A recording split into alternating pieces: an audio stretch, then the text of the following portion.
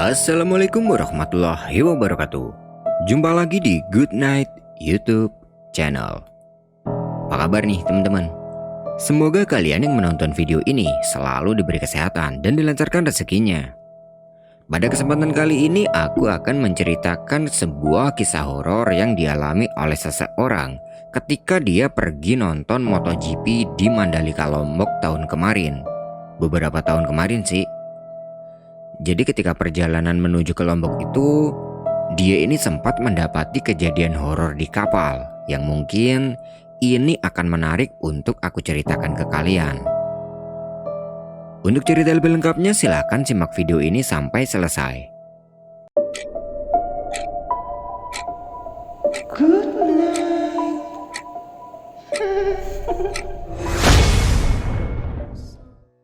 Sebut saja dia adalah Saif.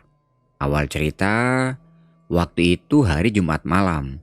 Saif ini lagi ngopi di warung langganannya sama satu temannya.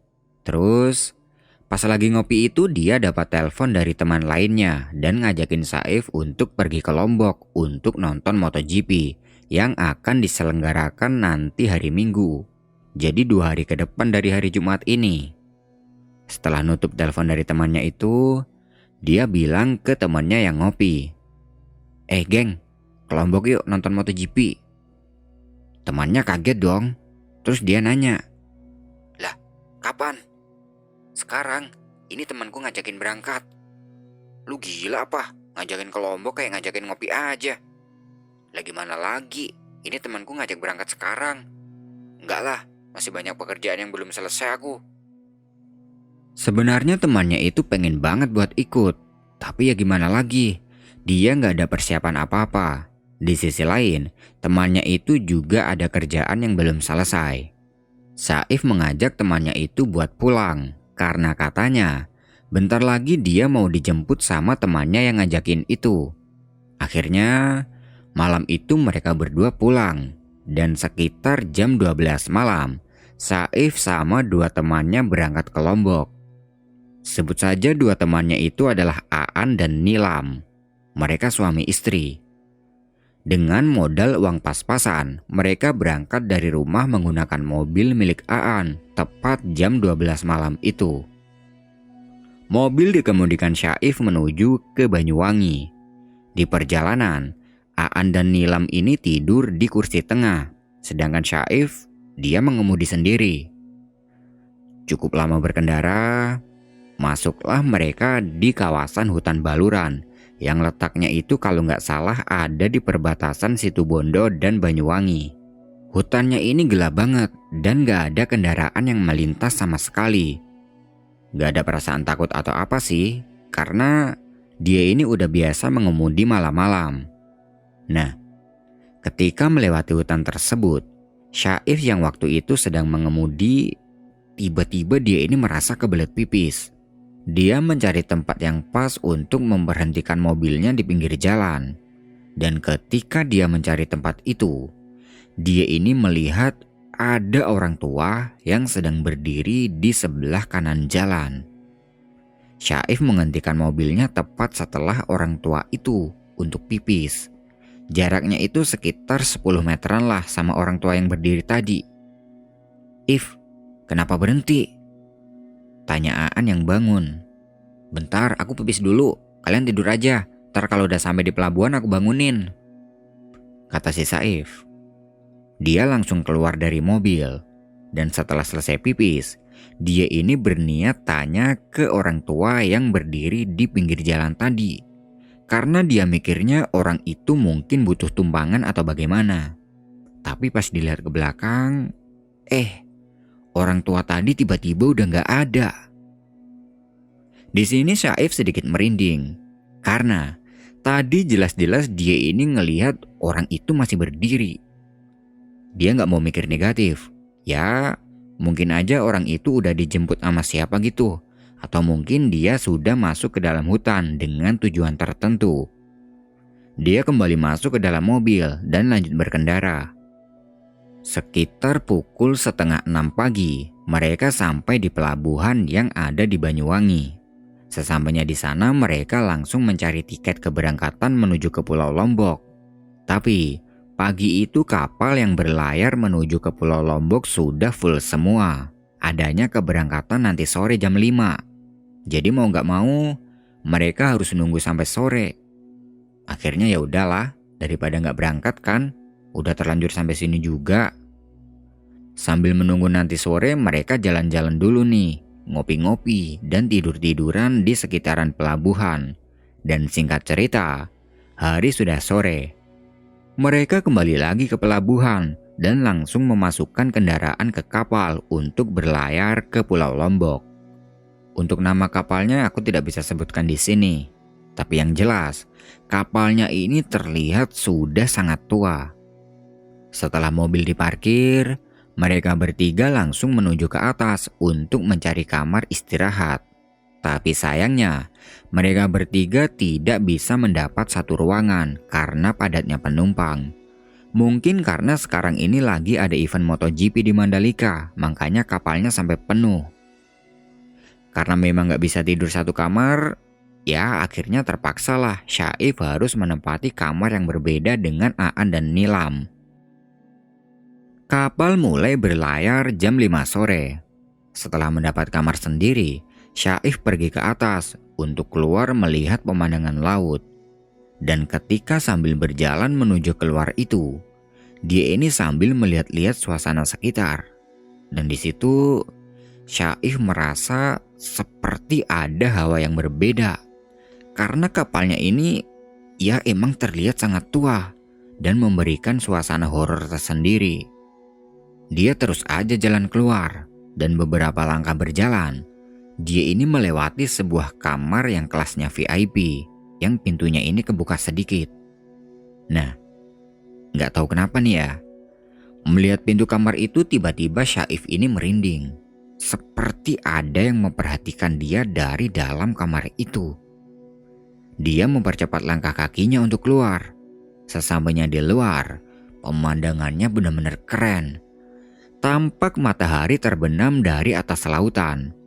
Di situ dia ngeluarin rokok dan dihisap sambil menikmati pemandangan itu. Ketika sedang sibuk dengan sebatang rokok di pinggir pagar, tiba-tiba dia ini dihampiri oleh satu orang bapak-bapak yang nggak begitu tua. Untuk umurnya, ya kisaran umur 40-50 tahunan lah. Dia pakai kaos biru lengan panjang. Dan tiba-tiba aja dia ini datang dari belakang. Melihat keberadaan orang itu secara tiba-tiba, spontan Syaif kaget. Dia nawarin rokok ke orang itu. "Monggo pak, rokokan dulu," kata Syaif. Orang itu hanya memberi isyarat pakai tangan dan menunjukkan kalau dia ini gak mau. Gak lama kemudian, orang itu ngeluarin rokoknya sendiri dari sakunya, kemudian dihisap. Syaif lanjut tanya dong ke orang itu. "Asalnya dari mana pak?" "Dari Jember," jawabnya dengan singkat. "Dapat kamar di mana tadi pak?" tanya Syaif lagi. "Itu di VIP," jawabnya lagi dengan singkat. Orang ini tampak sangat pucat dan kantung matanya sedikit hitam. Sepertinya orang ini kurang tidur. Kaosnya juga terlihat lusuh. Karena memang gak ada pertanyaan balik, Syaif diam aja dong. Dan gak lama kemudian barulah orang itu ngomong. Dia bilang gini ke Syaif, "Mas, jangan di sini sendiri, bahaya." Syaif mikirnya, mungkin yang dimaksud orang itu bahaya kalau jatuh ke bawah atau bagaimana. Soalnya pagarnya ini juga gak begitu tinggi, cuma setinggi perut. Di sisi lain, Syaif juga pernah dengar dari orang tua kalau menjelang maghrib itu emang gak baik kalau di luar. Syaif cuma mengiyakan perkataan orang itu. Dan tidak lama kemudian, Syaif pamit sama orang itu untuk balik ke kamar dan meninggalkan orang itu sendiri di luar. Nah, pas jalan balik, dia ini ngelewati kamar VIP tadi. Sambil jalan, dia nyempetin ngelirik kamar itu. Dan terlihat kali ini pintu kamarnya tertutup rapat. Tapi rasa merinding masih dia rasakan ketika berjalan di depan kamar tersebut. Saif nggak mau mikir aneh-aneh. Mungkin dia hanya kebawa suasana tua kapal ini. Dia langsung istirahat di dalam kamar dan tidur. Sekitar pukul 10 malam, dia kebangun. Dan bangun-bangun terlihat penumpang yang lain yang satu kamar dengan dia ini udah pada tidur. Nah, di sini Saif pengen sebat. Dan gak mungkin banget dong kalau dia sebat di sini. Dia pergi ke atas lagi. Dan sebelum pergi ke atas itu, dia mendatangi kamar Aan dan Nilam untuk diajaknya nongkrong di luar. Tapi pas disamperin, mereka berdua ternyata udah pada tidur. Akhirnya ya udahlah, biarin aja. Dia mau bangunin gak enak. Terus dia ini jalan ke atas untuk keluar. Nah, sebelum ke atas menuju ke dek, dia ini pengen pipis. Dia mencari keberadaan toilet di kapal itu. Malam hari menambah suasana horor kapal ini. Sambil jalan mencari toilet, dia melihat beberapa sudut tempat ini cukup sepi dan amat tua. Setelah menemukan keberadaan toilet, dia langsung melaksanakan niatnya untuk pipis. Di toilet itu kan ada beberapa kamar mandi. Dia masuk ke kamar mandi nomor 1. Dan ketika dia sedang pipis, terdengar ada langkah kaki yang lewat. Duk, duk, duk. Saif mikirnya, ya kali aja itu adalah penumpang lain yang juga mau ke kamar mandi. Beberapa saat kemudian, terdengar ada suara keran air yang dinyalakan. Jadi kayak kericik-kericik gitu. Setelah selesai pipis, dia langsung aja keluar dari kamar mandi. Sambil membetulkan resleting celana gitu, dia ini melihat ke kanan kiri. Tapi di sini tidak ada tanda-tanda satu orang pun yang terlihat di dalam toilet itu. Loh, perasaan tadi kedengaran ada orang lain, pikir Saif. Dan suara kericik-kericik keran air itu masih kedengeran di dalam kamar mandi nomor 3.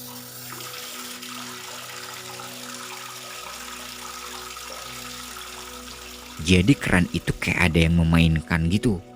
Bentar-bentar hidup, bentar-bentar mati. Saat itu juga, Saif langsung merinding hebat.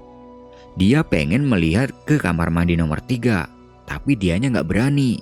Karena takutnya di dalamnya itu ada yang serem-serem gitu kan. Dia cepat-cepat keluar nih ninggalin toilet itu untuk menuju ke dek atas. Di perjalanan menuju ke dek itu, dia melewati beberapa kamar VIP. Dan salah satunya adalah kamar VIP yang tadi sore. Pas dia lewat di depan kamar itu, kondisi pintunya ini masih sama, sedikit terbuka. Tapi kondisi kamarnya ini gelap karena kelihatan dari sela-sela pintu yang kebuka dikit itu. Dia gak peduli ini dan terus aja jalan keluar. Sesampainya di luar, dia disambut angin malam yang cukup dingin. Dia mengeluarkan rokok dan dihisap sambil melihat-lihat pemandangan di sekitaran situ, di dekat pagar. Lalu, tiba-tiba terasa ada yang menarik-narik kaosnya dari belakang. Jadi seperti ada orang yang sedang memanggil gitulah. Merasakan itu Saif sedikit takut. Karena waktu itu dia ini gak dengar ada langkah kaki orang yang datang. Waduh, ini siapa yang tarik-tarik kaos? Pikirnya. Karena mungkin kaosnya ini nyangkut atau yang lain, dia langsung nengok ke belakang dengan cepat. Jadi langsung set gitu. Dan benar, di belakangnya ini gak ada siapa-siapa. Kaosnya pun gak nyangkut apapun. Dan pas ditengok ke belakang itu, kaosnya ini udah gak ada yang tarik-tarik lagi seperti tadi. Wah, ini bener-bener ada yang gak beres nih, ucap Saif dalam hati. Terlihat waktu sudah menunjukkan jam 11 malam. Karena takut, dia cepat-cepat menghabiskan rokoknya dan akan kembali ke kamar. Tapi belum sampai rokoknya ini habis, tiba-tiba ada orang yang datang dari belakang. Dia ikut berdiri di sebelah kanannya Saif. Tahu gak siapa orang itu? Orang yang tadi sore. Penampilannya masih sama persis kayak tadi sore. pakai kaos biru lusuh dengan lengan panjang, dan mukanya ini tampak pucat dengan kantung hitam di matanya. "Loh, belum tidur pak?" tanya Saif. "Belum," jawab orang itu dengan singkat tanpa bertanya balik. Saif mikirnya, mungkin memang orang itu sifatnya kayak gitu. Dia nyari bahan obrolan biar bisa ngobrol dengan orang itu. "Sampean dari Jember ya pak? Jembernya mana? Soalnya saya juga punya teman di sana," tanya Saif. Dia tahu kalau orang itu dari Jember karena tadi sore. Orang itu, dia masih belum jawab. Dia malah ngeluarin rokok dari sakunya, kemudian dihisap. Setelah itu dia baru jawab. Bukan jawab sih. Dia bilang kayak gini. "Mas, jangan di sini sendiri. Bahaya." Ingat gak sama perkataan orang itu? Yap, bener banget. Perkataan itu sama persis dengan perkataan tadi sore. Nadanya pun sama, logat-logat Madura gitulah. Menyadari hal itu, Saif sedikit heran. Kok bisa sama kayak tadi sore? Orang ini lagi sakit apa gimana sih? Tapi kalau dilihat dari mukanya, orang ini emang sepertinya kurang fit. Soalnya kan pucat. Saif mengiyakan perkataan orang itu, dan gak lama kemudian dia tanya lagi. "Dapat kamar VIP nomor berapa pak?" "Itu nomor sekian," jawabnya dengan singkat. Orang itu kemudian pergi dan masuk tanpa pamit apapun pada Saif. Dia langsung nyelonong gitu aja. Di dek itu Saif masih sendiri untuk menghabiskan sisa rokoknya. Setelah habis, dia jalan balik untuk masuk ke dalam kamar untuk melanjutkan tidur. Nah, sebelum masuk, dia ini melihat ada sebungkus rokok di bawah. Dan di sini dia ingat kalau mungkin rokok ini adalah rokok milik orang Jember yang tadi, yang jatuh. Dia ambil rokok itu dan dikocok-kocok. Ternyata rokoknya itu masih ada karena terasa berat. Dia membawa rokok itu dengan niatan ingin mengembalikan ke orang tadi. Karena kan dia udah tahu sama nomor kamarnya. Dia masuk nih dan mencari nomor kamar sesuai yang dibilang orang tadi. Dan ternyata kamar orang itu adalah VIP yang tadi sore, yang ditakutin Saif. Tadi pas dia keluarkan kondisi kamarnya kebuka sedikit tuh. Tapi sekarang ketutup rapat. Dia ketuk-ketuk tuh pintunya. "Permisi." Sampai 3 kali dia mengetuk pintu dan mengucap permisi. Dia tidak mendapat respon dari penghuni kamar tersebut. Lalu ada satu orang yang tiba-tiba memanggil Saif dari jauh. "Mas, ngapain?" "Oh ini pak, mau ngembaliin rokok. Tadi jatuh di luar," jawab Saif. Orang itu jalan mendekati Saif. Dan ternyata dia adalah petugas jaga malam. Dia tanya lagi pada Saif. "Mas, mau ngapain?" "Ini pak, mau ngembaliin rokok punya bapak yang di kamar ini. Tadi jatuh pas di luar sama saya." Bapak penjaga itu terlihat gugup. Dia tanya lagi. "Coba lihat rokoknya." Nah, rokoknya itu dikasihkan sama bapak penjaga itu. Dan sama bapak penjaga itu dilihat. Ternyata rokoknya ini kosong, alias gak ada isinya. "Ini bungkus doang mas," kata bapak penjaga itu. "Loh, masa sih pak? Tadi ada kok," ucap Saif dengan bingung. Soalnya kan tadi dia kocok-kocok itu masih terasa ada. Sama Saif dilihat dong. Dan ternyata benar. Ini rokok kosong, cuman bungkusnya aja.